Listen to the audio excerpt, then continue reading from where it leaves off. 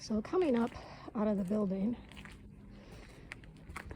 this is a multi-family apartment building, and I'm walking up what is essentially the spot where medical motors will typically unload. This is also where people who have scooters and wheelchairs will come up this driveway, and then once they come up the driveway, they will walk down what is supposed to be a sidewalk here. And as you can see, there's no sidewalk here. I'm going to try and stick my foot in the snow without falling on my ass, which, whoops, is something that I struggle with on a daily basis due to my own disability. All right, give me a second. I'm going to try and pull my foot out of the snow. Hold tight. Okay, so that gives you some idea of how deep the snow is. So if you're on a scooter, you have a wheelchair, or one of those kind of push carts, you're not going to get through here. Now, what that means is that you're going to have to walk in the roadway. And we're fortunate today because it's a balmy 20-something degrees, so some of the snow has melted.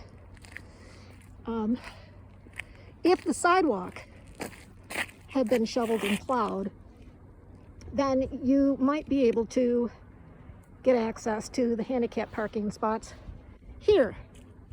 But now perhaps you can see how much deeper the snow is here. So you're not going to get here through here either. There's no access to the sidewalk. So you're going to keep walking or wheeling, and hopefully you have the ability to walk, pick up your feet, as opposed to slide or shuffle them if you have a neurodegenerative disease or some other disability. So here's the other handicap parking spot that is just starting to melt. This has not been plowed, as you can see. Nobody from maintenance has come out to shovel or to use a snowblower to clear out the spot. So the person, and pardon me for sniffling, it's cold. So the person who typically parks here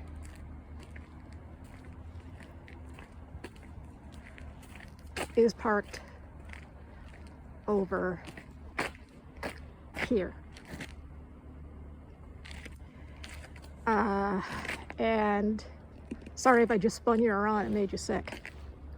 It amazes me that he has been able to walk that far, and not only walk that far, but that he's been able to get that far without falling and injuring himself.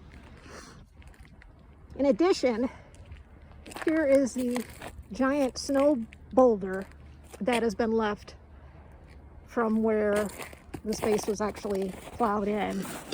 And if I stand next to it, I don't know if you can see, but yeah, it's basically at my knee, and I'm 5'9".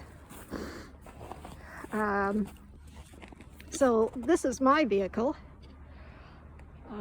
which the only way that I got out was basically by reversing and driving, reversing and driving, reversing and driving, reversing and driving.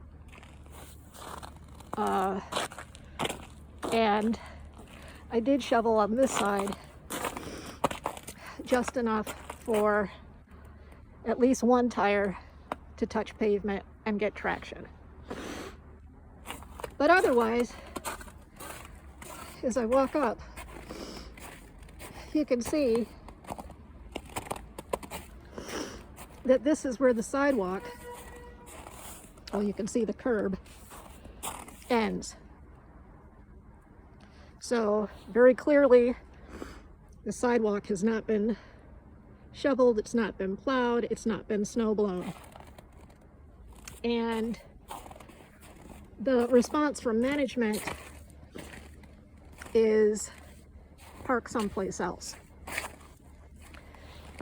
Not only the response to tenants, but this was a response that the building manager gave today when a representative from HUD called. And I was fully expecting the representative from HUD to say, yeah, that's shameful, we'll address that. But instead, she seemed to think that that was a logical response from management. At least that was my takeaway, was, well, park someplace else. So what's the point of the ADA? If you have handicap parking that's not accessible.